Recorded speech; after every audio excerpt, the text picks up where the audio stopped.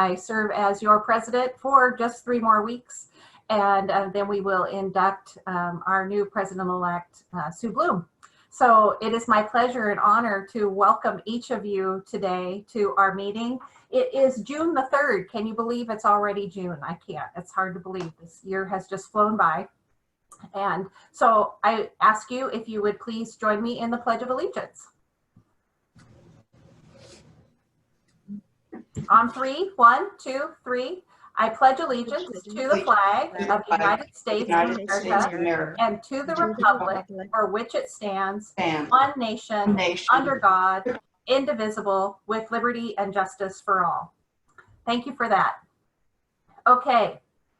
So I was just on a meeting earlier this morning, and one of the presenters said that the old Chinese proverb certainly is in play these days. May you live in interesting times. So here we are, living in interesting times, but I welcome you all to this virtual meeting of the Rotary Club of Salem. And I just want to be sure that those of you who may have just joined us, if you don't know our illustrious member, Paul Farrell, who has not been able to join us for quite some time because of some medical issues. Paul is with us today. It is a pleasure to welcome this walking miracle, our very own Paul Farrell, back into this meeting today. Paul, we love you, and we're thrilled to have you join us today. So everybody, welcome Paul. Yeah, thank you very much. Okay, so now we will, are there any guests that I tried to see on my screens everybody who had joined to say hello.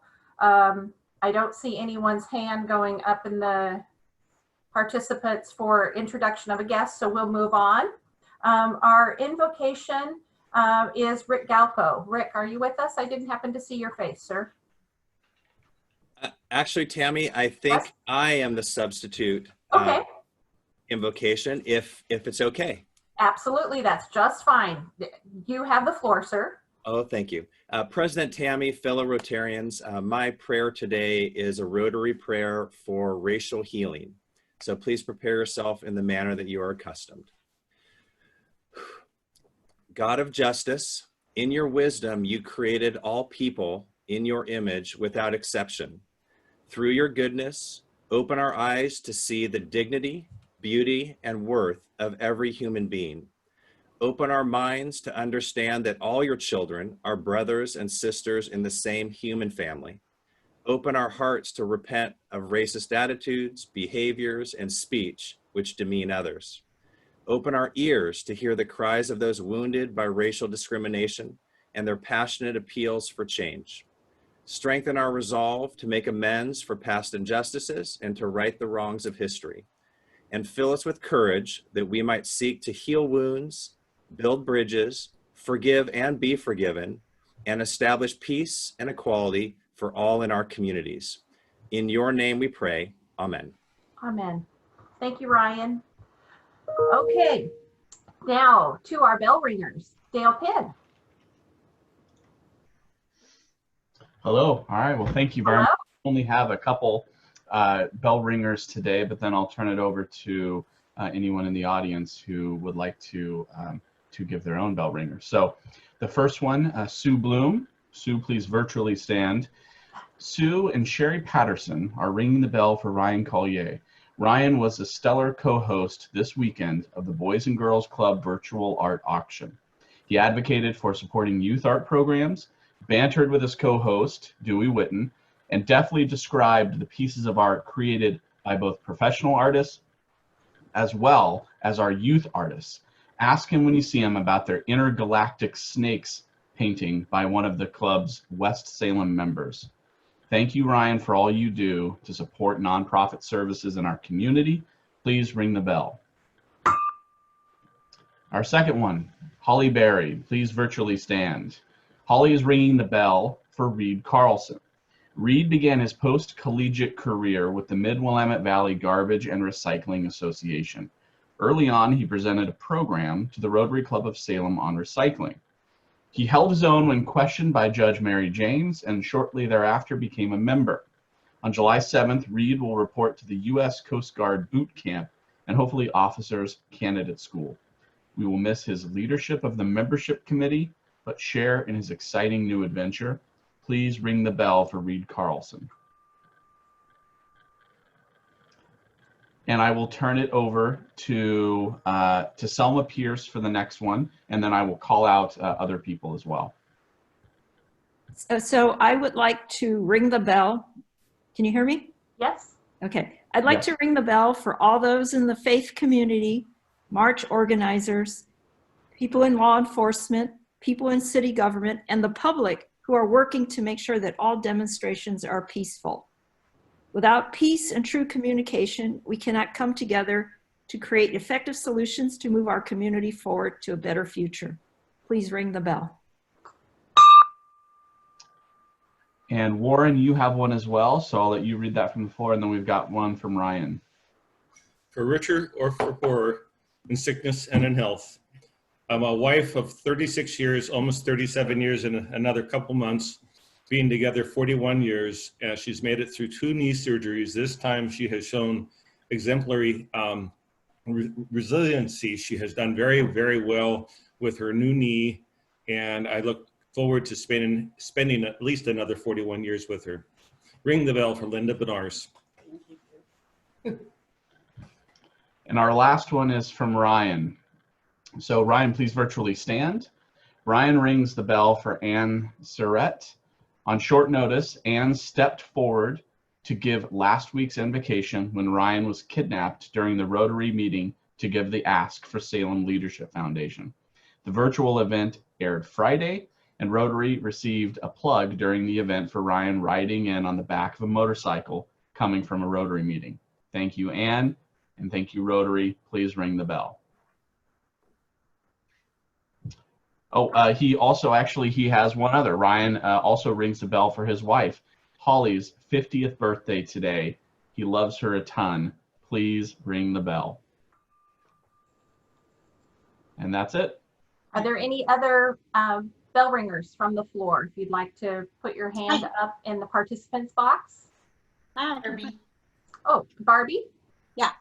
I would like, this Barbie Dressler, no longer with Tokyo International. Gosh, it almost came out. I was going to ring the bell as Selma did. She said it much better than I did, so I'm just going to tag on to hers for the Salem Police Department and everybody else involved with everything this week. Okay. And Sue Bloom. Thank you, President Tammy. I'm ringing the bell for Tua Jane Downing's team. Yesterday, they provided a virtual secondhand trauma training for my whole crew. Yesterday, they provided a caring dialogue with all of us to better understand how trauma impacts us now with COVID, and as we move into opening up our clubs on a limited basis and starting to serve kids in person again, which we're so excited about. So really to help us first care for ourselves and then by extension, the youth and families that we serve. So appreciate Jane and her amazing team very, very much. Thank you.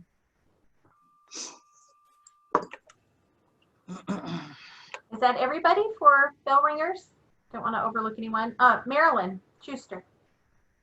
Yes, I'd like to ring the bell for Brenna's excellent technical skills and your skills too, because I've participated in a number of Zoom meetings the last couple of months, and this one is the only one that just always operates totally smoothly. Well, that's due in large part to Brenna being that backup, but thank you, Marilyn, for that compliment. We appreciate it, and I'll ring the bell. Okay. Thank you so much. Amy? Did we get everyone? Yes, Mark? I'd like to ring the bell for Paul Farrell. How wonderful it is to have him back. It is, I agree. And I'll share in that. I'll put 20 bucks in for Paul Farrell. So anybody else who wants to participate, you can let Chuck know and we'll add to that and say thank you to Paul for his miraculous recovery. He's just an amazing spirit of Rotary. So we just love him dearly. So thanks, Mark. I'm going to add $20 to that as well. Excellent. Thanks, Warren. Okay, so just let Chuck know if you want to put $20 more towards the Mark Farrell We Love You campaign. All right, moving on. If there are no other bell ringers, we'll go ahead and move to an induction. So Thomas Nabhan and Cameron Hunt. Thomas? Hello, everybody. Hi. There you go. Please present Cameron. Okay, President Tammy, fellow Rotarians. I haven't known Cameron very long, but it seems like I've really known him for decades.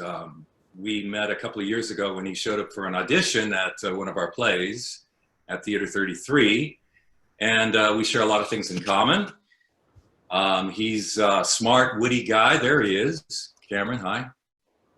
And one of his most distinct characteristics is he has a great sense of humor. So he's going to fit in well with our group. So Cameron Hunt. Cameron Hunt, raised by Bagheera and King Louie of Jungle Book fame, was born in Portland metro area. Most of his childhood was spent doing one of three things: playing music, trying to dance hip hop, and pretending to be Indiana Jones. In his teens, he was mostly infatuated with the outdoors and spent nearly every weekend at Smith Rock or in the Mount Hood or Three Sisters Wilderness area, climbing mountains, fording streams, and staring death in the face literally hundreds of times with the sense of immortality only youth can provide. After a brief fall stint at Boston University College of General Studies, or CGS, which he only later found out was locally referred to as CGS, crayons, glue, and scissors, he headed back to the mountains and spent a winter skiing in Colorado. Cameron then settled into studying at the University of Oregon, where he received a degree in music. From there, he returned to Portland, where he took up giving private music lessons and performing and writing material for his band and producing music for commercials, infomercials, and other mediums. After a few years of permeating the psyche with 30-minute Bowflex infomercials, he had enough. So he quit the music studio.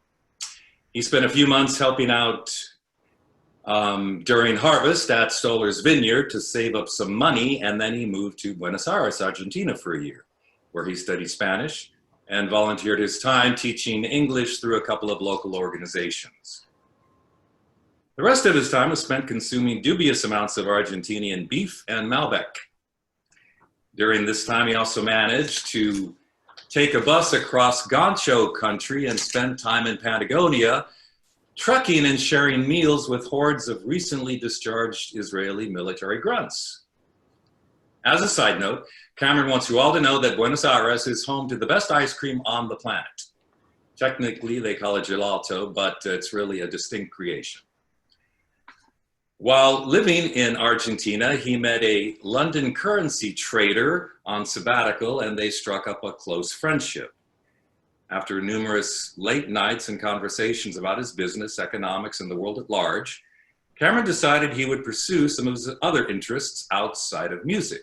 So he returned to the States and enrolled at Atkinson Graduate School of Management at Willamette University, where he studied finance and strategic marketing. From there, he worked in investment management in both San Francisco and Beverly Hills. Initially, his work focused on managing portfolios on behalf of independent advisors across Western United States. It was during this time he first got exposed to the work that advisors do in communities like ours. Eventually, an acquisition of the firm led him to spearheading a redesign of the entire investment and operation process used for fixed income management. He then headed up the management of 6 of the 12 distinct investment strategies related to fixed income at the firm for several years. All the while, he felt himself getting more drawn, not only into working one-on-one with clients, but also to his home state of Oregon. So a little over 2 years ago, he ended his 10-year residency in California and came home to Oregon. Since then, he's opened up an office for Edward Jones in downtown Salem.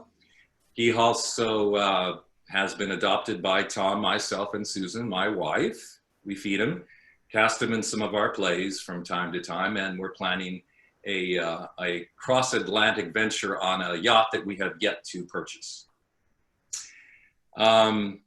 He's excited to join Rotary and to be able to contribute to the community and the greater world beyond. Cameron is particularly interested in education, the arts, and the environment, and welcomes the opportunity to take part in impacting these areas and others based on the needs of the club. So it's my pleasure to introduce Cameron Hunt.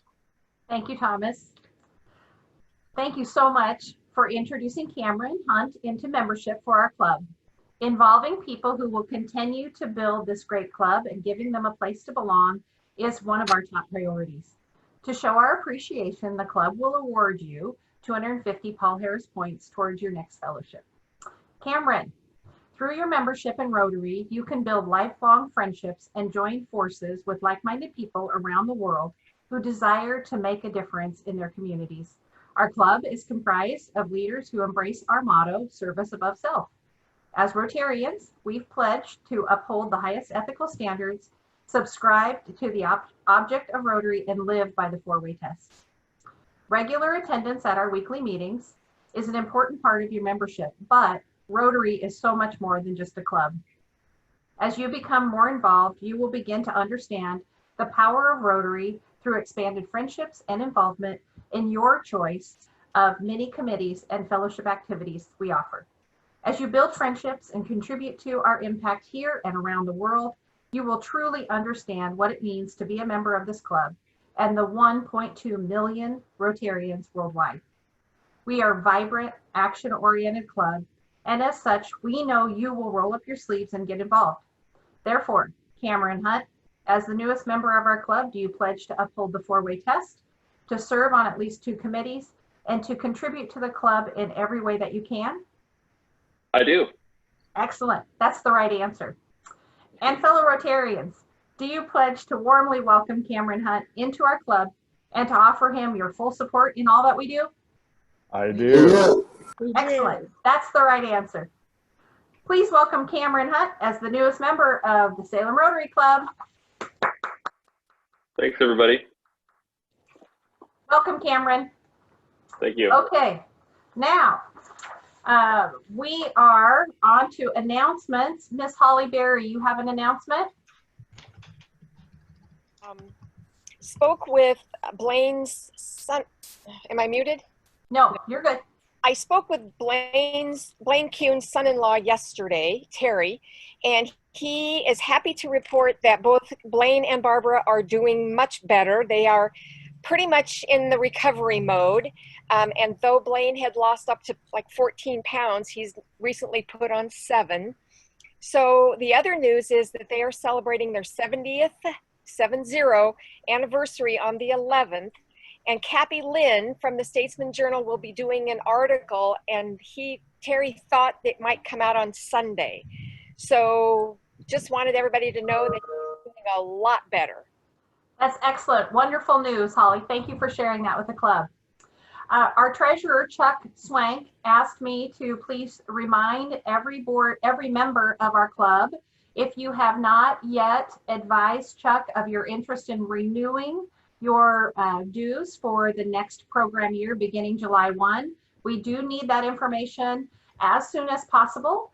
It is imperative because we have to send in our Rotary International dues on July 1st. So if we don't hear from you and we don't have confirmation of your membership, we are likely going to drop you from membership rather than pay the assessment to Rotary International for your membership. So we need you to please communicate with Chuck ASAP, just so that we have an accurate head count for that assessment to Rotary International. Holly or Chuck, did I miss anything, or did I overstate it or understate it? Okay. All right, great. I believe that's all the announcements. Claudia, I think you've wrapped up the vocational, so I don't think there are any other announcements there. Did I forget any announcements, or are there any others? Anybody raising your hand that I'm not seeing you? Okay. All right, so moving on now, Larry Gray, you are our program chair. Larry Gray, you have the floor, sir. Thank you, President Tammy, and hello to fellow Rotarians. It's really fun to see you all. One day we'll get together in person, I hope. And I'm especially looking forward to shaking the hand of the venerable Paul Farrell. Welcome back, Paul. Really something. So it's my pleasure on behalf of the program committee to bring you today's program. You all should know, or most of you, maybe Cameron doesn't as a new member, our speaker, Ron Kelemen, a retired financial advisor and former owner of the H Group in Salem. Ron has been a member of our club for 36 years and served as president in 2008 and 2009. Ron and his wife, Kathy, served as Peace Corps volunteers in Malaysia from 1978 to 1980. Since 1972, Ron and Kathy have been to 37 countries, and some of them, like India and Indonesia, several times. I can also say personally that they've both learned how to cook, especially Asian food, very skillfully. And Sharon and I have enjoyed the fruits of their cooking very much. Ron's travel blog, Ron and Kathy's Midlife Adventures, you can talk to Ron about what the definition of midlife, has had 66,000 views since 2014. Kathy and Ron have made numerous presentations to the Salem Travel Club. This past December, they visited Cuba under the new restrictions and rated it as one of their most favorite places ever, I would say, despite those restrictions. To find out why it's one of their favorites and to learn more about Cuba, please join me in welcoming our own Ron Kelemen. Thanks, Larry. So let's see, let me just get my screen ready to share. Can everybody hear me? Hello, is anybody there? Can anybody hear me? I can hear you. Okay, good. Sounds good. Okay, thanks, Larry. And shout out to Mark Wolf. I like your shirt today. Nice. This is just a small capsule of what we experienced over 16 days right around Christmas in December. And in light of what's been happening in our country the past 10 days, this may seem out of touch with reality. But what I learned when I was president of our club during the financial meltdown, that Rotary was a 1-hour vacation every week from the news and strains of that everybody was going through at that time. So with that, let's get started. And by the way, this is the motto that Kathy and I live, but you'll see a little modified version of it at the very end. So why Cuba? It's always been on our bucket list. We tried to go in 2016, but a week before that, I had emergency stomach surgery, and so I wouldn't have been able to bicycle around the island very well. So we finally had an opportunity this year when we bought our plane tickets just 6 days before the new regulations came into place. This definition at the bottom, I think, really describes Cuba. But we have some other reasons why. Hey, Ron. Yes. I'm sorry to interrupt you, but if you're trying to share your screen, we can't see it. Oh, well, I am trying to share my screen. Just a second. Let me get my tech support here if I can. Hey, Kathy? Kathy? Can somebody give me a hint here? They can't see my screen share. Okay, can they see this? No, they can't see anything. You can see Ron's you're face. Probably not sharing your screen then. Let's go to escape so we can see this. Where's the screen share on Zoom? Where's Zoom? Okay. Here's Zoom. Click on Zoom, Okay. right there. Now, you have to share your screen. Boy, where's the controls? Click here. Is that controls? No, close that. Where'd your controls go for Zoom? They're not here. Click on Zoom again. Maybe they're over So here. Tammy, why don't you try to make Ron a co-host? I will do that. Do me a favor, shrink this down. Oh, share. No, not. This is PowerPoint. Okay, Okay. move your finger, please. Click that little thing to shrink this down. The little thing. All right. Where is Zoom? Go to Zoom. Okay, now I lost. That's Zoom. But what I'm thinking is it might be here.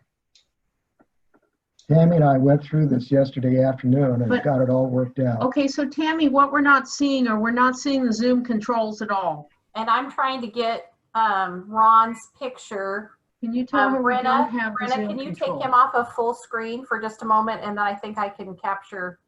You just need to hit the button in the upper right-hand corner that has the 3 or 9 squares. There's not there. Okay, just a minute. Maybe you need to close Zoom and get into it again, because when you get in, you might see controls. Because Okay. we're not seeing We'll see, controls. Okay, just a minute. That's Stay right PowerPoint. there. That's Stay not right there. Zoom. Stay right there. You need Okay. to. It needs to be Stay in right there. Zoom. Okay, now try it.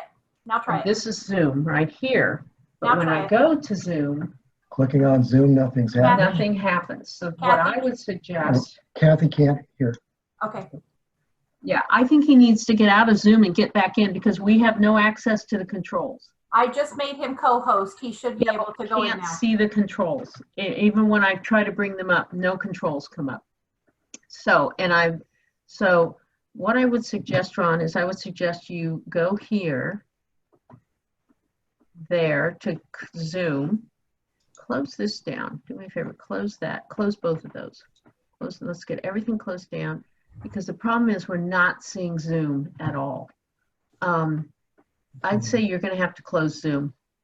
You're going to have to close Zoom and come back in.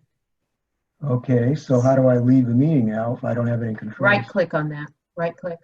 Do you Close. Ron? Wait. Quit Zoom. Start Zoom. Start. Oh, it's not even started. Okay. Return to meeting. I'm guessing it might. There you go. Okay. Here you go. Share screen. Okay, Share screen. Click those 2 buttons. okay. Which screen do you want to share? You're going to want to share screen 1, because screen 2. Okay, now. No, I want to share. Okay, share screen Screen 2. Okay. You Okay. got it. Share. Now you can go to PowerPoint. There you Okay. go. You should. You did it. Yay. Well, with my tech support, of course. Wait, yeah. Thanks, Kathy. We all need tech support. Thanks, Kathy. Yes. Okay, how's that, everybody? Excellent. Okay, so you at least heard what I said, and this is our motto, and we might modify that later on. So this quote by the writer of Lonely Planet really summarizes what Cuba is like. And for me, and for us, after we've been there, this is what we found it to be, and we think you would too if you get a chance to go there. Unique, cheap, friendly, beautiful, artistic, a lot more in common with the United States and almost all of Europe.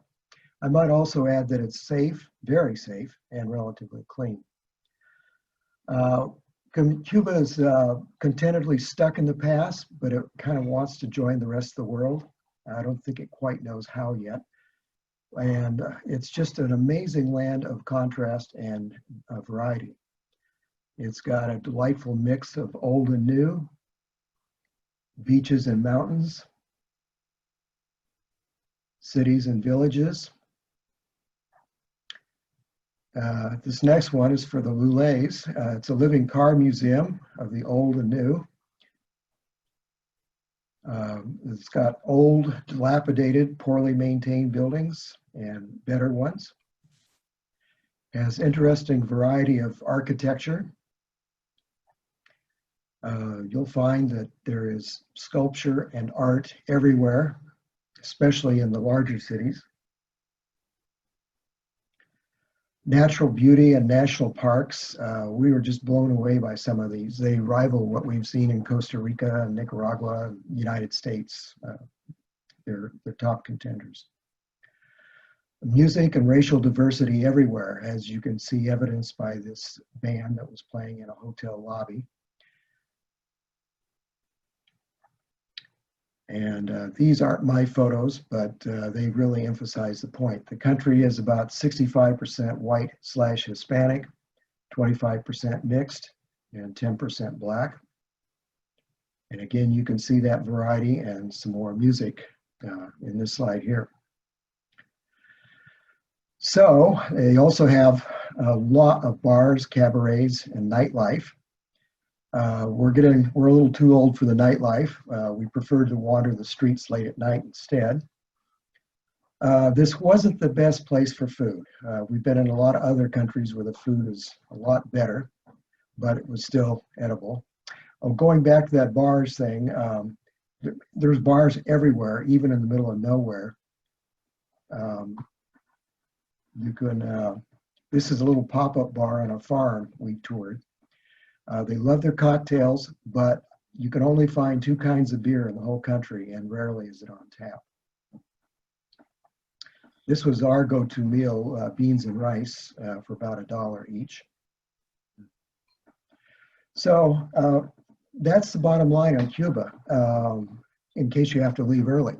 So the rest of it is a little more of a dialogue about where we went and how we were able to maneuver around the rules, a little bit about Cuban life and society. So can you still go there? Well, yes, you can. You just can't do it on a cruise ship, and you can't do it in these large people-to-people tours. You have to go under a provision called support of the Cuban people. Now, even though we were grandfathered in because we bought our plane tickets about this time 1 year ago, just 6 days before the new rules, we still tried to follow the letter and spirit of the support of the Cuban people provision. And this is just so crazy. I don't know what to say. They're trying to promote regime change. And this country has been 60 years since the revolution. There's going to be no more regime change there than there was and will be in China or Saudi Arabia or Iran. It was just crazy that we are going to go out and engage with these people on a full-time basis with our very, very limited Spanish. It just doesn't make any sense. But when you go through all the pages and pages of regulations, it basically boils down to this: no large groups. You support local mom and pop businesses, which is how we roll normally. So that just fit our lifestyle pretty nice. And don't hang out at beach resorts the whole time. Well, we're not beach people anyway, so that worked very good for us too. The other thing is basically you can't stay in any military-owned hotels or businesses or patronized businesses, and no ATM or credit card transactions with American banks. That meant we brought a lot of cash with us.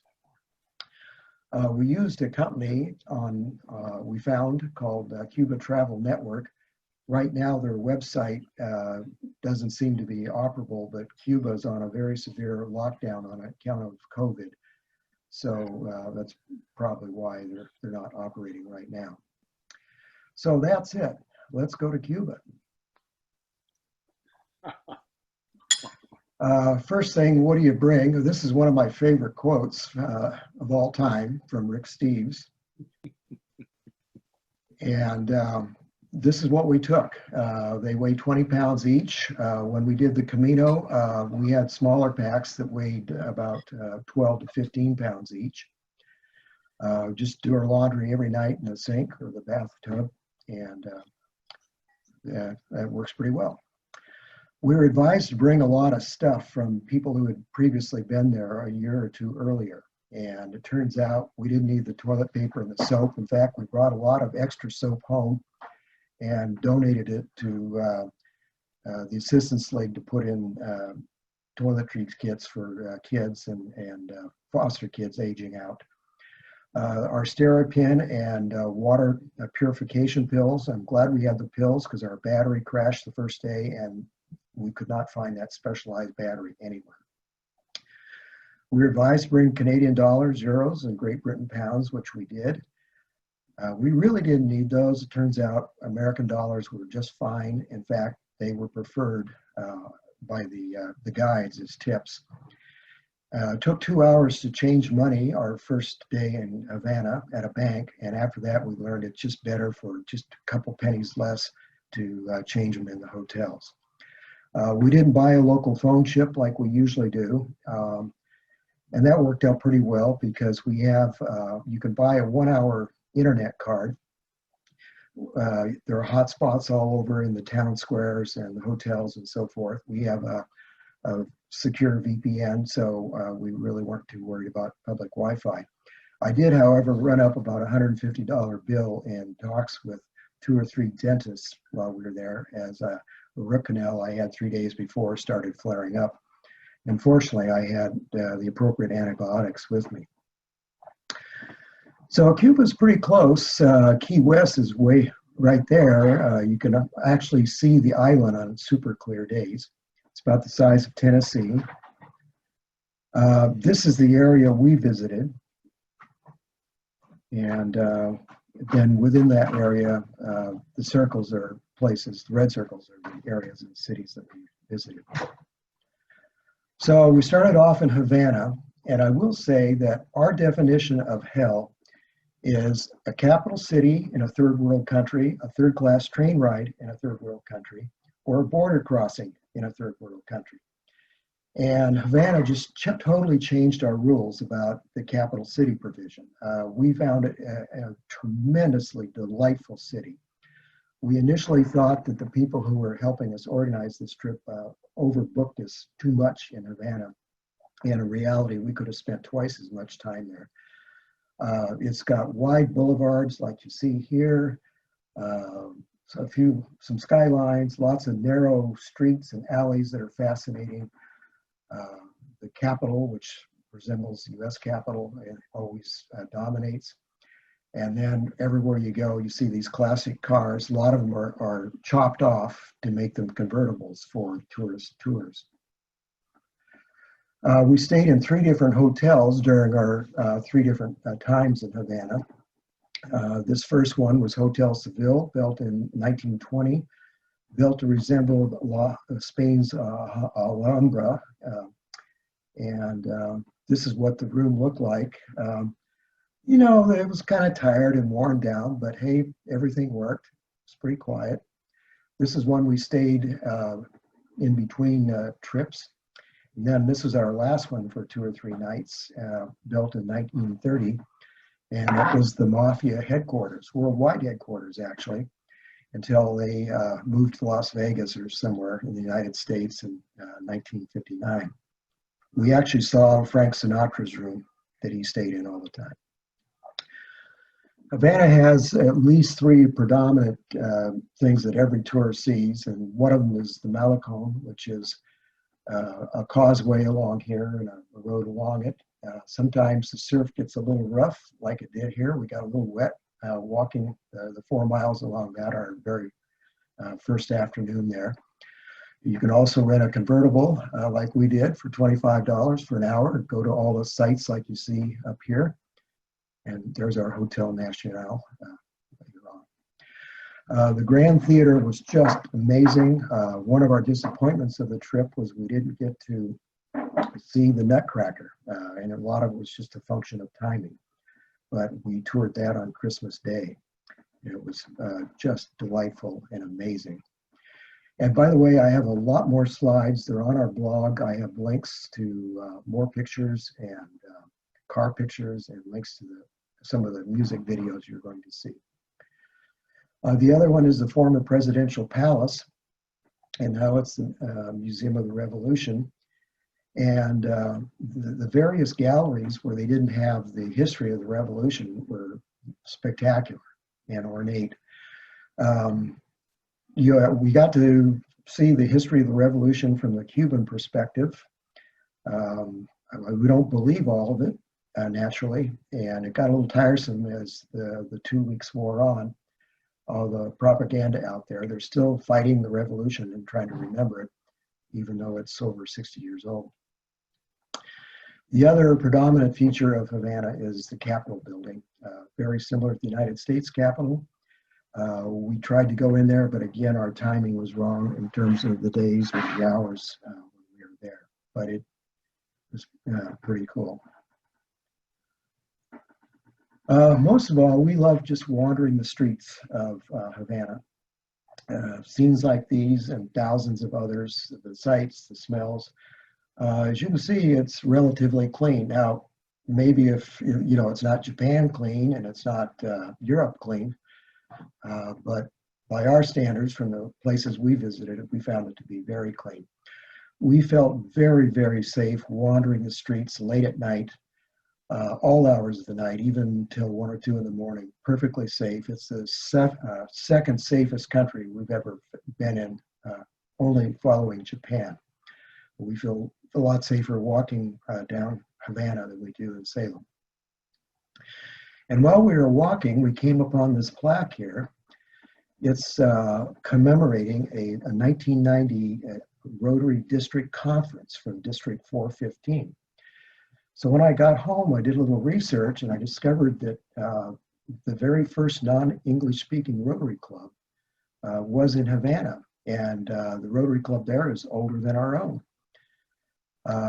Unfortunately, it was it and the other 60 clubs were terminated by RI in 1979, along with Burma and Afghanistan, Laos, and Vietnam. We've had 3 RI presidents, and I read somewhere that at one time in Havana, 2/3 of all the residents there belonged to a service club of one sort or another. We took a half a day and went to an organic farm on the outskirts of Havana. And that's how a lot of Havana agriculture has been since the trade embargo with the United States has been going on now for over 60 years. They've had to do it organically because they couldn't get all the raw materials they needed to make artificial pesticides and fertilizers and everything. They still use a lot of animal power, especially on these smaller plots. By the way, the government owns the horses and it owns the cows. You cannot kill one without permission. It's a jailable offense. Interestingly enough, you can own the pigs and the chickens. So interesting thing. The government takes 90% of the harvest and the farmer gets to keep 10. But as you're going to see in a few more slides, that math turns into something else equaling 120%. So after 3 or 4 days in Havana, full days there, we went to La Terrazas, which is a sustainable eco community. It's 19 square miles. In 1968, it was reforested from a former coffee plantation. And it's now a community of 1,200 people. It's all sustainable, electric motorcycles everywhere. It's pretty much self-contained, and there's quite a few artists there. Here's a pig. They own it, and they're taking it to slaughter, getting ready for the holidays. Those were hotels. This was our room, and this is probably the most expensive place we stayed in. I think it was like $200 a night. Cuba, as we said at the beginning, was full of surprises, and one of them was this free bottle of rum in the minibar. From there, we went to Venezuela's, and it's a countryside of tobacco, caves, cliffs, and lots of music. We loved that place. Did a lot of walking and some bicycling and partying with the music at night, and we ate very well. It was just stunningly beautiful.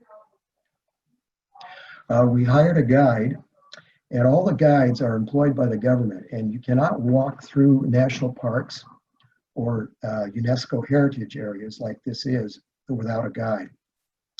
Our guide spoke 7 languages fluently, and he makes a pretty good living when there are tourists with tips. But because of the Trump administration new rules, this place is just being devastated. There's just empty hotels, empty restaurants, everything there. Anyway, it was very beautiful. We walked all through tobacco and corn and vegetable fields. He had an uncle, and we went in and visited his uncle there. This was the kitchen on one of the farms. See a lot of other little surprises tucked away here and there. And then we visited a tobacco farmer, and I got to sample the local produce. And I bought about a dozen cigars. You never know how many friends you have until you come home with a few cigars. Isn't that right, Larry Hanslitz? The farmer explained the 90-10 rule. It's really 90 plus 10% equals 120. So the 10% is supposed to be for your own personal use. And it ends up that how do you define personal use? So his personal use is to bring a few cigars to his friends and buddies and barter that for other important necessities in life. For $6, we rented the best Rust you could and toured the valley on bicycles. Cell phones are ubiquitous now. This was the hotel we stayed at. That wasn't very good, by the way. We're mostly vegetarian these days anyway.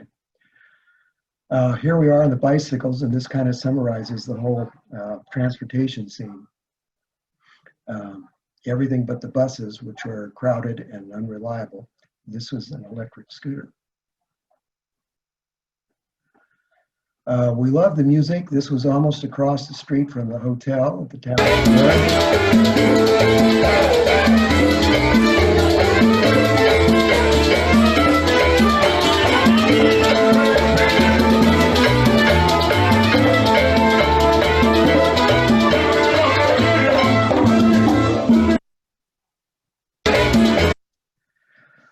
Everybody enjoy that? We had a blast. This is not this is a shop. Basically, it's a grocery store. This is the line of people waiting to get in, kind of like Trader Joe's now, but nobody is 6 feet apart. But there were also ration shops in every town, and these are the rations that every Cuban gets. Man, woman, and child, and then if you're a pregnant woman, I think you get double that amount. And then the other products are separated, are sold in a separate shop. So it's kind of complicated, but that helps them survive. We met 2 or 3 lawyers. One was a waiter, he was a lawyer, and he's a waiter. His salary was $44 a month. He could make that on a good day in tips as a waiter. That is until the tourists dried up. They get by with these rations. Across the street from that other picture you just saw, this is more of a convenience store like you'd see at AM, PM. A lot of basically bottled water and beer and things like that. This is a department store. You'll see sofas here, and next to it might be a chainsaw, and then over there's a lady's bra and some kids' clothing. Kind of crazy. Produce market in inner Havana, and then a more mobile produce place in Havana suburb. From there, we went to Sorora. It's an area of beautiful rainforests and orchid gardens, 1,500-foot elevation. We stayed in this 1940 mansion that had been renovated. The power went out in the middle of the night, so we had no water, and the wind was blowing so strong, the rain was blowing in through the cracks of our window right up there. But it was a night we'll remember, and at least we had a queen bed instead of 2 separate singles, so that will be a night to remember. We went back to Havana and then started a 5-day road trip, and all the way down to these cities here. And road trip means all sorts of things. That's rice drying on the side of the road. This is Ronaldo, our guide, and one of our best friends ever now. He was a former government lawyer, also making $44 a month, and he makes a lot more as a guide.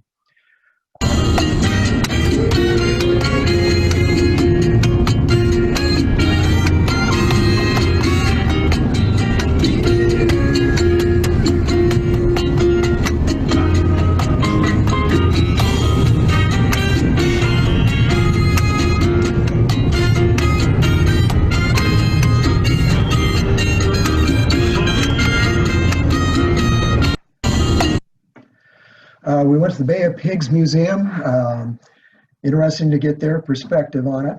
We saw very little advertising in Cuba, and if we did, it was political advertising like this, like with Fidel and Raul and Miguel. We saw lots of pictures and murals with Che Guevara, but none of Fidel. And Fidel in his will mandated that there not be his likenesses plastered all over the place. Near the Bay of Pigs, we stayed at a Casa Particular, which is a mom and pop bed and breakfast right on the beach. And this was it down here. There were 2 or 3 bedrooms, and then they had this place on the beach with a bar, of course, live music, transportation with its own little jump seat if you needed it. And one of our better meals, and more of a realistic proportion size compared to the humongous ones that Cubans feed tourists. From there, we went to Cienfuegos, the Pearl of the South. It's founded by the French. In fact, you can often hear, overhear people speaking French there. Beautiful, beautiful city. This is the Thomas Terry Theater, built in the late 19th century. This was our hotel. It was 125 years old, but not too bad, really. And this was the view from our balcony. From there, we went to Trinidad. It's 505 years old, oldest city in the Western Hemisphere. And it's a photographer's dream to go there. The colors are just beautiful. And it was so fun to just wander around the streets there and hang out in the plaza where music plays constantly. The locals can go for practically nothing, and then they charge the tourists a lot more. But that's fair. We can afford it.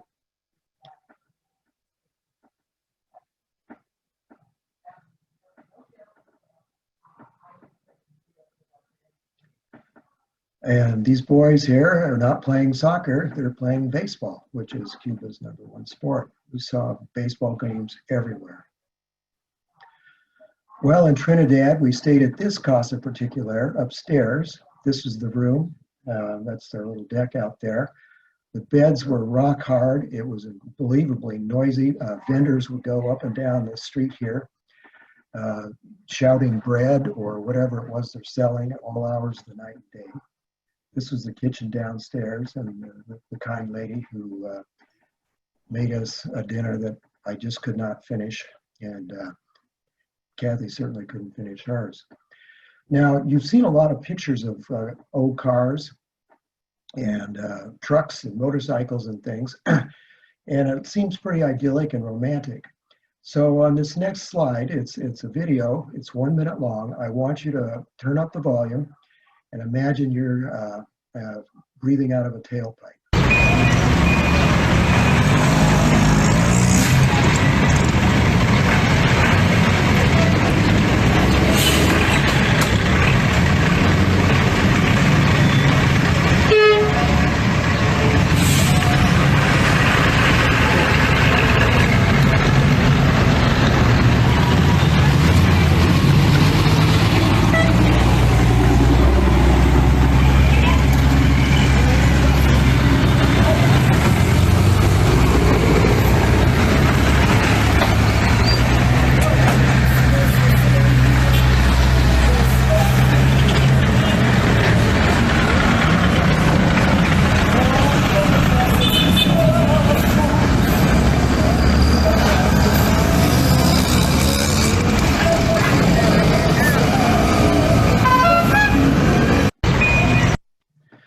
So it was a delight the next day, or last day there, to go up 3,000 feet above sea level and hang out on a several-mile hike in the national park, again with a local guide, who was a former school teacher and now making a guide, but probably not doing too well financially now that there are very few tourists there.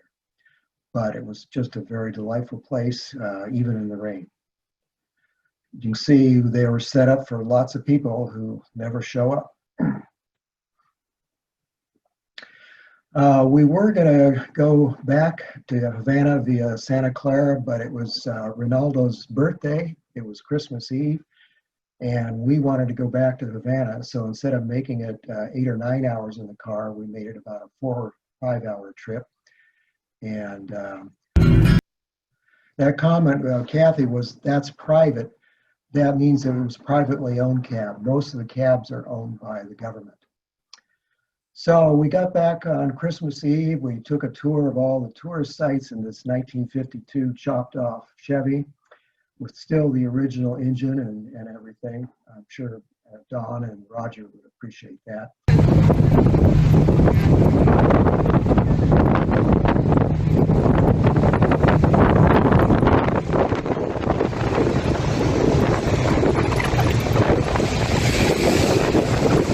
Feliz Navidad in a 1952 Chevy with front. Yes. So that's it. And if we have any time, I'd be happy to answer questions. I think I posted the link to our blog. If you go to the last entry for December, the one about Cuba has over 100 pictures of just cars, and then 3 or 4 of the music clips, and then a lot more photos than you saw here. So if we have any time, I'd be happy to answer questions. Thank you, Ron, so much. That was really fabulous. Are there any of our members who want to put your hand up in the chat box so that we can call on you to pose a question?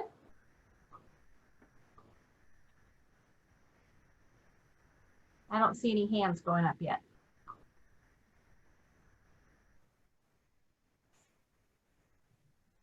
Okay, you must have covered it very, very well, because usually this is such a chatty group. Maybe they're just a little intimidated by all of your expertise in travel. Well, I'm just a little overrun on time too. That's probably why they're not asking. Oh, that's okay. We're not that far over. We're 1:08. We still have 7 minutes until we adjourn. Okay. So are we sure there's no questions, everyone?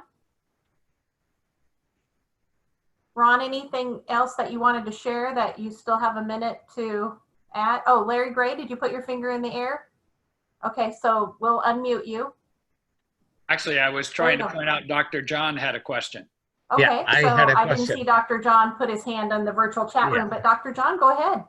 Yeah, I see that the rations that they are getting, is there any obesity?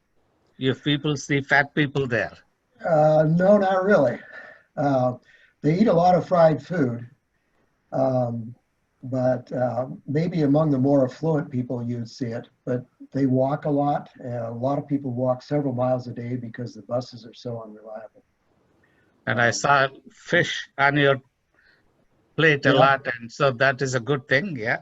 Yeah, but actually a lot more pork and Pork is more stable, okay. And Okay, mostly thank it's you. rice and beans. Okay. John McCauley, I see your hand. Yeah, it was very interesting, Ron. Thank you. I'm curious about the generation of electricity. I saw some power lines. What's the source of that electricity? A lot of it's oil that was imported from Venezuela. Cuba does have some oil resources. It's very poor grade and it's very, very polluting.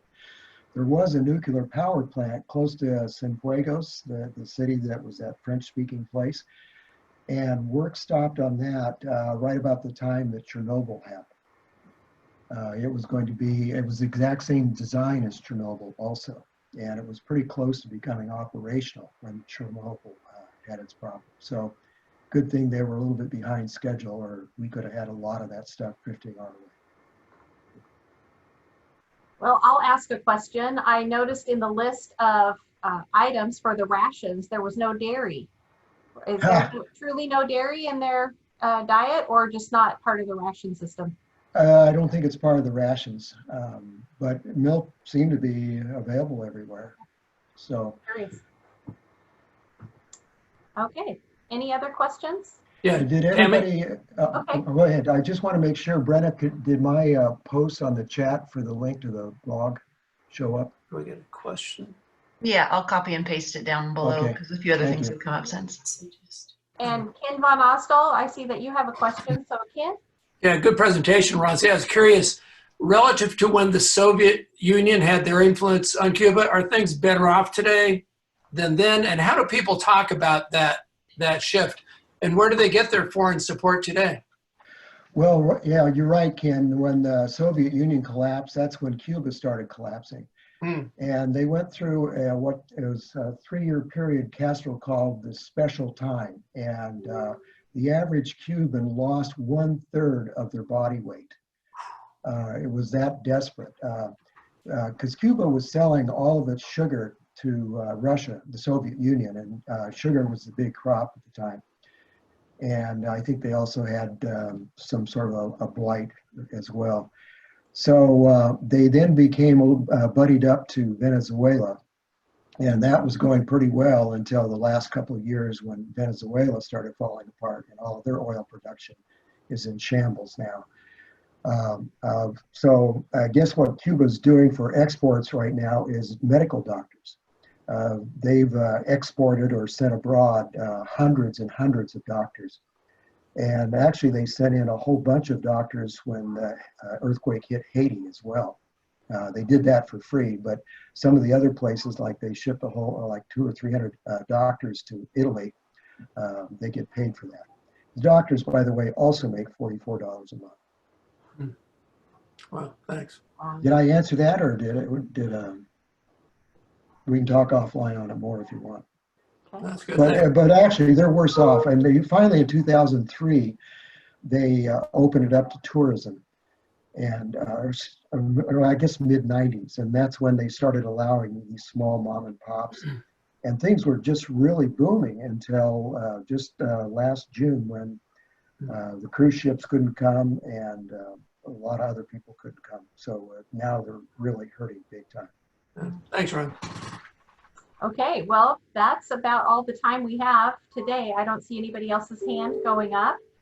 So I want to be sure, and let's say thank you. Even though he's a past president and he belongs to our club, we do want to properly thank our speaker, Ron Kelemen, past president.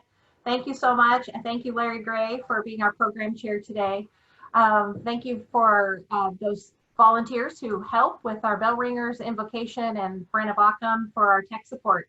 Let me tell you about next week's presentation. It will be Erin Thomas.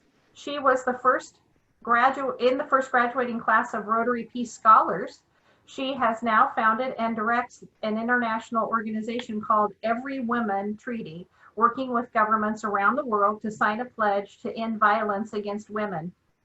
Our club is working with her on a global grant to accomplish this in Nepal. She will share about her work and her grant. And Renee, our very own past district governor, Renee Campbell, will be our program chair next week.